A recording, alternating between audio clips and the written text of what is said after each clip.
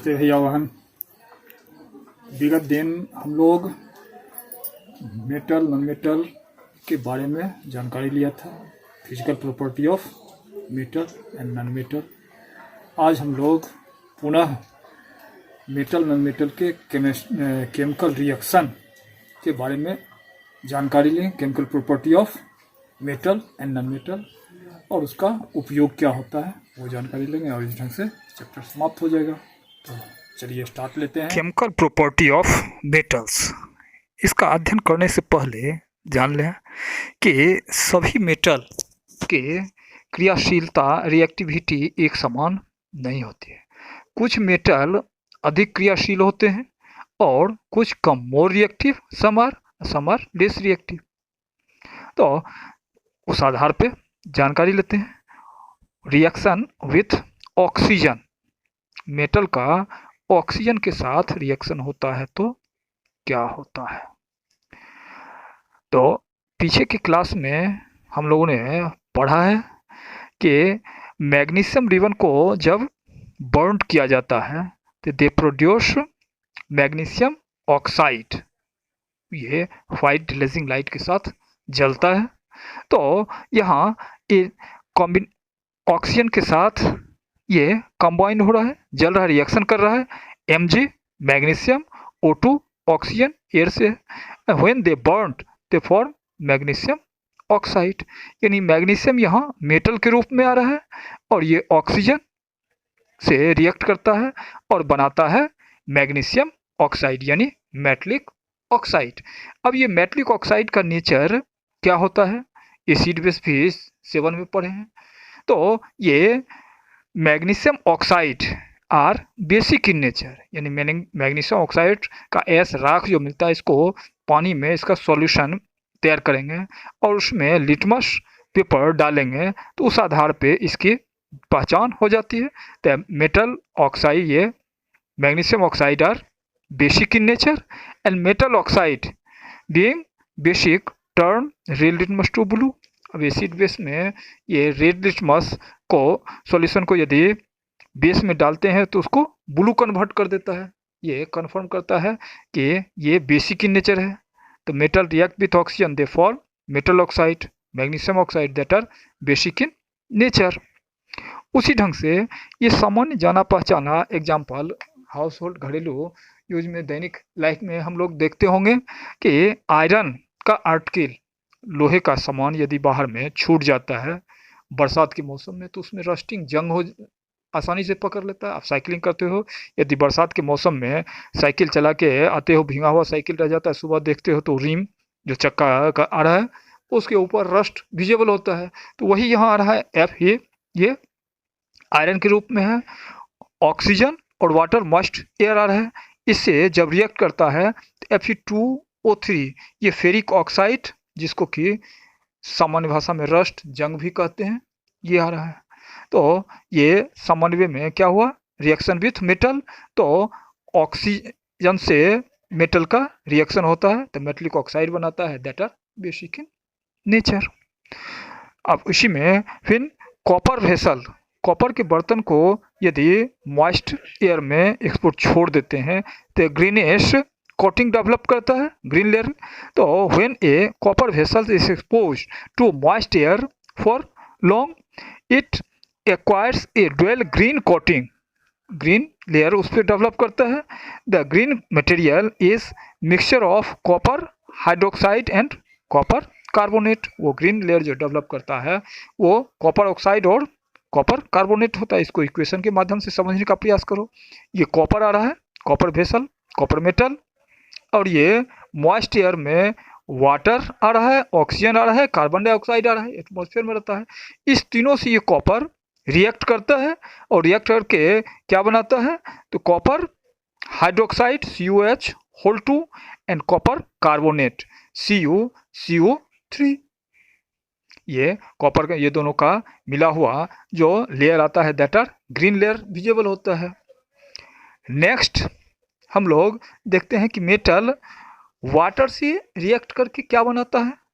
तो when metal react with water to form metal hydroxide and hydrogen gas is also come out। जब metal water से react करता है तो metallic oxide बनाता है, हाइड्रोजन गैस भी निकलता है।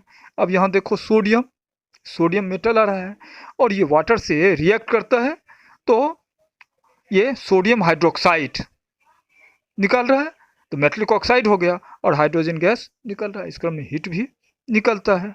उसी ढंग से Mg मैग्नीशियम मेटल आ रहा है, H2O वाटर आ रहा है और इसको हीट वाटर जो है वार्म वाटर में ये मैग्नीशियम रिएक्ट करता है और ये मैग्नीशियम हाइड्रोक्साइड और हाइड्रोजन गैस निकलता है। जैसा कि पहले ही प्रारंभ करने में बताए हैं कि सभी मेटल की रिएक्टिविटी एक समान नहीं होती है, कुछ ज़्यादा रिएक्टिव होता है, कुछ कम रिएक्टिव होता है। जैसे sodium is more reactive in compare to other element, और ये H2O से रिएक्ट करके सामान्य कोल्ड वाटर में सोडियम को ठंडा पानी में भी डालेंगे तो पानी में भी ये रिएक्ट करता है, उसमें भी कैच फायर, आग पकड़ लेती है और सोडियम हाइड्रोक्साइड हाइड्रोजन गैस निकलता है। मैग्नीशियम उसके कंपेयर में लेस रिएक्टिव है और वाटर से सामान्य कोल्ड कंडीशन में रिएक्ट नहीं करता है, इसलिए इसको वार्म कंडीशन में, वार्म हॉट वाटर में रिएक्ट कराते हैं तब जाकर हाइड्रोक्साइड मिलता है। और ये तो सोडियम हुआ, मैग्नीशियम हुआ। सभी मेटल वाटर से रिएक्ट नहीं कर पाता है या सभी मेटल ऑक्सीजन से रिएक्ट नहीं कर पाता है। जैसे कि आप जानते होंगे कि सोना, गोल्ड, जिसका उपयोग ऑर्नामेंट के रूप में किया जाता है और वो न तो एयर से रिएक्ट कर रहा है ऑक्सीजन से, न वाटर से, न एसिड से, तो सबकी रिएक्टिविटी क्या होती है, अलग अलग होती है, जो कि विस्तार में आगे की क्लास में जानेंगे। अभी सामान्य कंडीशन में जो आ रहा है वो जाने 8 स्तर तक का। अब reaction with acid, acid metal react with dilute hydrochloric acid या dilute acid, they produce metallic salt and hydrogen gas. अब ये डाइल्यूट एसिड का है, डाइल्यूट क्या हुआ, वो एसिड में वाटर मिला के उसके स्ट्रेंथ को थोड़ा वीक कर दिया जाता है तो उसको डाइल्यूट एसिड कह रहे हैं। और आपको 10 स्तर तक में जो यूज किया जाता है वो डाइल्यूट एसिड ही, कॉन्क एसिड ज़्यादा कोरेसिव नेचर होता है जो कि 10 स्तर तक में सप्लाई नहीं करने का निर्देश रहता है। तो डाइल्यूट एसिड मेटल के साथ रिएक्ट करा रहे हैं and they form metallic salt and hydrogen gas also come out. यहाँ देखो सोडियम मेटल के रूप में आ रहा है, डाइल्यूट HCl हाइड्रोक्लोरिक एसिड से रिएक्ट करता है, सोडियम क्लोराइड बनाता है और हाइड्रोजन गैस ये निकल रहा है। उसी ढंग से Mg plus dilute HCl, MgCl2 plus hydrogen gas, ये ऊपर दे रहे हैं, हाइड्रोजन गैस बाहर निकलता है। अब इसी में ये Cu plus HCl no reaction, तो ये कॉपर लेस रिएक्टिव है, ये HCl एसिड से रिएक्शन नहीं कर पाता है और नो रिएक्शन आ रहा है। पहले उसी ढंग से इसके जगह और इससे लेस रिएक्टिव मेटल लेंगे, गोल्ड आदि लेंगे, तो वो भी नहीं करेगा। तो ये अब ये हाइड्रोजन गैस ही यहाँ निकल रहा है, इसको हम लोग एक्टिविटी के माध्यम से करके हाइड्रोजन गैस की जांच भी कर सकते हैं। जो लॉकडाउन टूटेगी तो विद्यालय में एक्टिविटी के माध्यम से इसको चेक करके लैब में देखेंगे कि ये टेस्ट ट्यूब में मेटल और एसिड लेंगे तो मेटलिक क्लोराइड बनेगा और हाइड्रोजन गैस निकलेगा। हाइड्रोजन गैस तो एक बर्निंग माचिस स्टिक को वहाँ टेस्ट ट्यूब के माउथ पे ले जाएंगे तो hydrogen gas burned with puff sound, hydrogen gas जलती है, जलने के साथ पफ साउंड प्रोड्यूस करता है। तो इस ढंग से समझते हैं कि हाइड्रोजन गैस निकल रहा है। फिर आगे देखते हैं रिएक्शन विथ बेस। अब एसिड के साथ मेटल रिएक्ट कर रहा है, बेस के साथ भी मेटल रिएक्ट करता है, तो metal react with base, they produce salt and hydrogen gas also. Metal यदि बेस से रिएक्ट करता है तो they also produce metallic salt and hydrogen gas. यहाँ मेटल के रूप में जिंक लिया गया है, zinc react with sodium hydroxide, sodium hydroxide base है, स्ट्रॉन्ग बेस है, जैसे वहाँ HCl ले गया है एसिड, उसी ढंग सोडियम हाइड्रोक्साइड बेस है। तो when zinc react with sodium hydroxide, they produce sodium zincate. Sodium zincate is in the form of salt and hydrogen gas are come out. अब ये साल्ट कहने से घर में जो साल्ट नमक का उपयोग करते हो वही साल्ट होता है, ये जरूरी नहीं है। मेटल और ये बेस के साथ रिएक्ट होता है तो जो प्रोड्यूस होता है that are salt, metallic salt, and hydrogen gas are come out. अब यहाँ zinc, sodium hydroxide, sodium zincate and hydrogen gas, इसी को metal plus base salt hydrogen gas. Next property आ रहा है रिएक्शन विथ साल्ट सॉल्यूशन। अब metal salt solution के साथ भी रिएक्ट करता है और इस प्रकार का जो रिएक्शन होता है वो displacement reaction type of reaction में ये डिस्प्लेसमेंट रिएक्शन शो करता है। अब डिस्प्लेसमेंट रिएक्शन क्या है हल्का जान लीजिए, आगे सीनियर क्लास में डिटेल से जानेंगे। डिस्प्लेस मीन्स विस्थापन। अब ये क्या है कि पहले ही बताए कि सबकी रिएक्टिविटी एक समान नहीं है, कोई ज़्यादा रिएक्टिव होता है, कोई कम रिएक्टिव होता है। आप ही भैया बहन में कोई ज़्यादा तेज होते हैं, कोई मंद गति बुद्धि के होते हैं, ज़्यादा क्रियाशील, कम क्रियाशील। उसी ढंग से मेटल में भी some are more reactive, some are comparative less reactive, और उस रिएक्टिविटी के आधार पर यहाँ रिएक्शन साल्ट सॉल्यूशन के साथ मेटल करता है। तो कब करता है कि when more reactive element react with salt solution they displace less reactive element from that salt। तो more reactive element इसको डिफाइन कैसे कर सकते हैं, more reactive element displace the less reactive element in compound and for new substance। ये compound salt solution जो आ रहा है, यहाँ देखो कॉपर सल्फेट, कॉपर Cu आ रहा है मेटल, और SO4 ये पॉली एटम है, अलग अलग इसमें सल्फर और ऑक्सीजन है, जो कि डिटेल 9 क्लास में जाएंगे तो समझेंगे। तो ये कॉपर अलग है मेटल, और साल्ट ये पॉली एटम है SO4, और यहाँ आयरन है Fe। ये कॉपर और आयरन को कंपेयर करो, यहाँ साइड में लिख दिए हैं, ये greater than less than math में जान रहे हो, उसी से समझाने का प्रयास। Fe is greater than Cu। अब ये ग्रेटर देन बड़ा से नहीं आ रहा है यहाँ, ये Fe आयरन ज़्यादा क्रियाशील है कॉपर से, तो Fe is more reactive then Cu। तो ये क्या करता है, इससे ज़्यादा क्रियाशील है तो इसको धक्का मार के हटा देता है, इसके साथ आके जुड़ जाता है, डिस्प्लेस कर दिया, तो और यहाँ बनाता है FeSO4 प्लस Cu। ये more reactive copper, less reactive iron copper sulphate, iron sulphate copper. उसी ढंग से दूसरा रिएक्शन यहाँ देखो FeSO4 प्लस Cu। तो Fe मोर रिएक्टिव देन Cu यहाँ कॉपर है, आयरन से लेस रिएक्टिव है, तो ये कॉपर इसको धक्का मार के डिस्प्लेस नहीं कर पा रहा है, और इस कारण नो रिएक्शन ओकर्स, कोई रिएक्शन यहाँ नहीं होगी। उसी ढंग से फिर देखो यहाँ आयरन नेल के रूप में, इसको भी एक्टिविटी के द्वारा विद्यालय रनिंग में आएगा तब ये एक्टिविटी के द्वारा आसानी से समझ लोगे, रियल में इस ढंग का देखने में आएगा। अब ये Fe आयरन नेल और जिंक सल्फेट में Zn मेटल है और यहाँ आयरन मेटल है, जिंक होता है आयरन से more reactive, Zn is more reactive then iron. अब ये मोर रिएक्टिव है, यहाँ आयरन इसको नहीं डिस्प्लेस कर पा रहा है और यहाँ नो रिएक्शन होगा। यदि यहाँ ये बदल दिया जाएगा, FeSO4 रहेगा और Zn रहेगा, तब रिएक्शन होगा।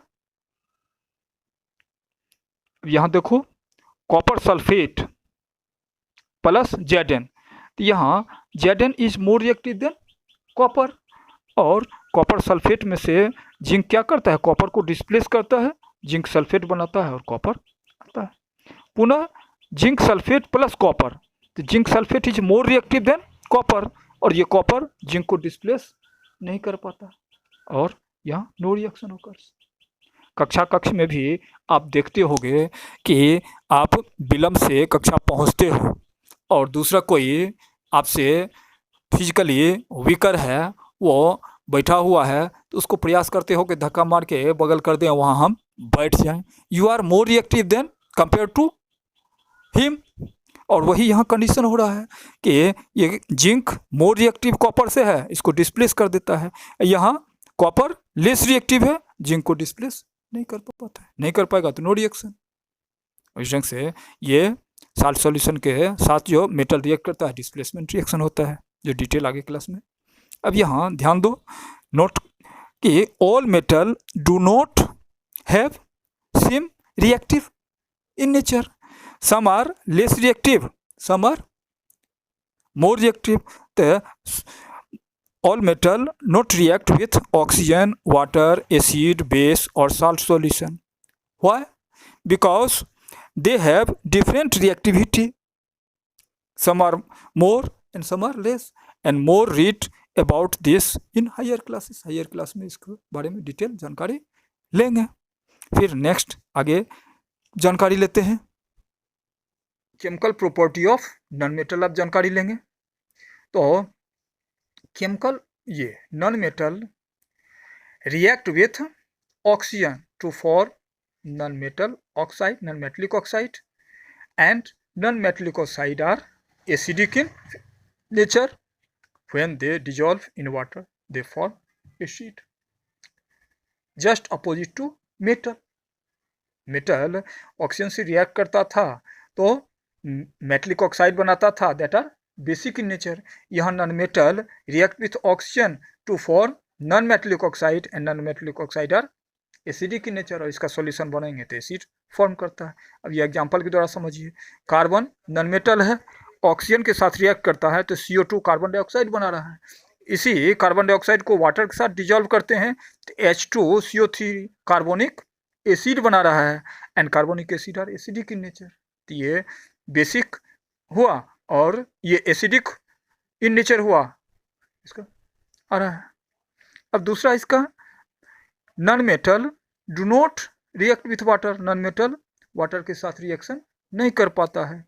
Non metal do not react with acid, non metal acid के साथ भी रिएक्शन नहीं कर पाता है।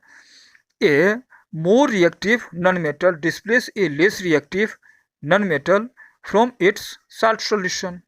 अब ये जैसे more reactive metal less reactive metal को कंपाउंड से डिस्प्लेस करता था साल्ट सॉल्यूशन, उसी टाइप का रिएक्शन यहाँ हो रहा है। A more reactive non metal displace less reactive non metal from salt solution. और कंपाउंड फॉर्म एग्जांपल के द्वारा समझो, ये NaBr, यहाँ Br ब्रोमीन है non metal, chlorine non metal, तो chlorine is more reactive than bromine, यहाँ चिन्ह से दर्शाए हैं। और ये क्या करता है, क्लोरीन ब्रोमीन को डिस्प्लेस करता है, Cl के साथ जुट रहा है, NaCl प्लस Br2। तो sodium bromide react with chlorine, they produce sodium chloride plus bromine. अब some metal react with base but no hydrogen gas is produce, कुछ नॉन मेटल है जो कि बेस के साथ रिएक्ट कर पाता है लेकिन हाइड्रोजन गैस नहीं प्रोड्यूस कर पाता। On the whole chemical property of metal and non metal are completed. अब आगे मेटल और नॉन मेटल का यूज क्या है इस चैप्टर में, वो भी सिलेबस में आ रहा है तो उसको भी थोड़ा जान ले कि metal are used in making machinery, automobiles, aeroplane, train, satellites, industrial metal, industrial gadget, cooking utensil. अब हम लोग मेटल नॉन मेटल के यूज के बारे में जानकारी लेते हैं। तो metal are used in making machinery, automobiles, aeroplane, trains, satellites, industrial gadget. Metal are used in making machinery, automobiles, aeroplanes, trains, satellites, industrial gadget. Metals are used in making machinery, automobiles, aeroplanes, trains, satellites, industrial gadgets, cooking utensils, water boilers, etc. The liquid metal mercury liquid form में आ रहा है, is used in making thermometers, thermometer बनाने में ये mercury का use होता है। Zirconium is the metal is used in making bulletproof alloy steel. ये बुलेट प्रूफ एलॉय बनाने में जर्कोनियम का यूज होता है. More use are also available and you do this type of practice as the homework. Now you know about the use of non-metal. Non-metal का क्या use है? The non-metal is essential for our life, which all living beings inhale during breathing. जिसका उपयोग breathing के रूप में oxygen that are non metal और breathing के रूप में सभी लिविंग बींग्स यूज करता है. Non metal used in fertilizers. Fertilization में भी फैक्ट्री में खाद आदि बनाने में इसका यूज होता है नॉन मेटल का. नॉन मेटल यूज्ड इन purifying water purifying process. Water को प्यूरिफाई करने में यूज होता है नॉन मेटल का. क्लोरीन डिसइंफेक्ट करता है वाटर को. नॉन मेटल यूज्ड इन क्रैकर्स. क्रैकर्स बनाने में भी नॉन मेटल का यूज हो रहा है. Non metal used in the purple colored solution which is applied on wound as a antiseptic lotion. And you also try to know more use about the metal as a on the whole. ये metal non metal chapter समाप्त हो रहा है. इसमें metal non metal का कुछ use बताए हैं और कुछ यूज आप भी अपने मेहनत करके जानो और इसका क्वेश्चन आंसर इस चैप्टर का बना लोगे, फिर बना लोगे, फिर आगे की वीडियो में आगे चैप्टर दिया जाएगा. धन्यवाद.